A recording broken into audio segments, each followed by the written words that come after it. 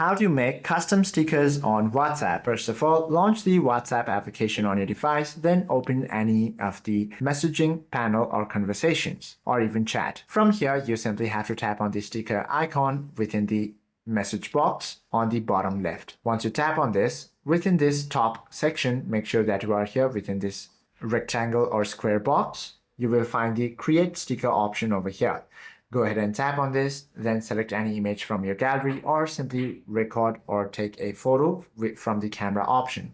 Once you upload the image or video, you simply have to select the timestamp. If you have added video, then tap done. And once the trimming is done, select the ratio or edit the video itself or the photo, then tap on this paper plane icon to send the sticker onto your DMs. And this is how you can make custom stickers on WhatsApp.